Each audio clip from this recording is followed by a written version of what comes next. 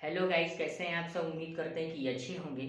आज हम लोग समझने वाले हैं कि सूर्योदय और सूर्यास्त के समय सूर्य लाल क्यों दिखाई देता है, इसका क्या कारण है। चलिए समझते हैं।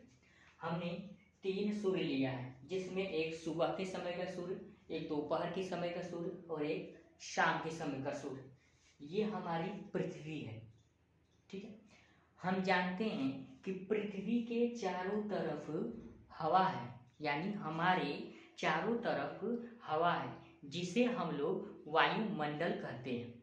और इस वायुमंडल में अनेक प्रकार के छोटे छोटे धूल के कण और पानी की बूंदें और अन्य प्रकार की गैसें हवा में उड़ रही होती हैं।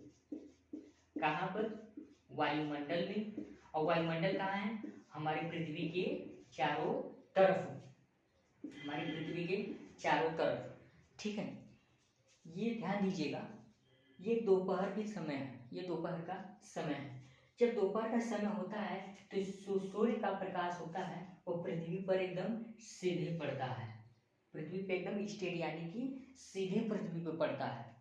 तो मान लीजिए यहाँ पर एक आदमी हम बैठा देते हैं। जब दोपहर का समय होगा तो जब सूर्य की प्रकाश एक आदमी तक आएगी तो एकदम सीधे, यानी फ्रंट, यानी एकदम सीधे सर के ऊपर पड़ेगी।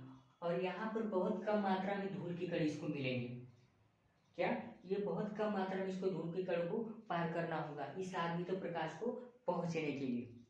लेकिन वही अगर सुबह के समय की बात करूं तो जब सुबह का समय होगा तो जब यहाँ से प्रकाश इसके निकलेगी, जब यहाँ से प्रकाश इसका चलेगा, यहाँ से प्रकाश जब इसका चलेगा तो बहुत अत्यधिक मात्रा में धूल के कणों को पार करना होगा इस आदमी तक पहुंचने के लिए। यहाँ पर था सुबह का, दोपहर का समय था तो बहुत कम मात्रा में धूल के कण थे यहाँ पर, क्योंकि इस आदमी की जस्ट ऊपर है सूर्य। लेकिन वहीं अगर सुबह के समय की बात करूं तो इतनी मात्रा में धूल के कणों से होकर के इस सूर्य के प्रकाश को गुजरना पड़ेगा। कब की समय की बात कर रहा हूं?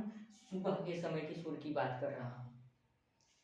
तो ध्यान दीजिएगा, हम जानते हैं कि सूर्य के प्रकाश में 7 किरणें होती हैं। कितनी किरणें होती हैं? 7 रेज, यानी 7 किरणें होती हैं। कौन कौन सी? एक होती है बैगनी, और एक होता है आसमानी, और दूसरा क्या होता है? दूसरा होता है नीला, तीसरा होता है हरा, चौथा होता है नारंगी, नारंगी, उसके बाद क्या आता है? पीला, उसके बाद लाल, ठीक है। ये 7 किरणें हमारे किसमें होती हैं? सूर्य में होती हैं। सूर्य को हम लोग श्वेत किरणों के नाम से भी जानते हैं, ठीक है। इसमें 7 किरणें होती हैं। अब ध्यान दीजिएगा, जब सुबह का समय होगा तो इन कणों से, इतने ज्यादा कणों से जब होकर के गुजरना होगा तो इसमें जो बिखराव होगा वो बहुत ज्यादा होगा, लेकिन यहाँ जो बिखराव होगा वो बहुत कम मात्रा में होगा, ठीक है। यहाँ जो बिखराव होगा वो बहुत कम मात्रा में होगा। और सूर्य की जो 7 किरणें हैं वो कहाँ पहुंचेगी? पृथ्वी पर, तो बहुत कम मात्रा में बिखराव होगा और सीधे पहुंचेगी पृथ्वी पर, जिसके कारण हमें सूर्य कैसा दिखाई देता है? श्वेत दिखाई देता है। लेकिन वही जब सुबह का समय होता है तो बारी बारी से इन सभी रंगों का क्या हो जाता है? बिखराव हो जाता है। सबसे पहले बैगनी रंग का होता है, उसके बाद आसमानी का, उसके बाद नीला, उसके बाद हरा, उसके बाद सबसे लास्ट में किसका होता है?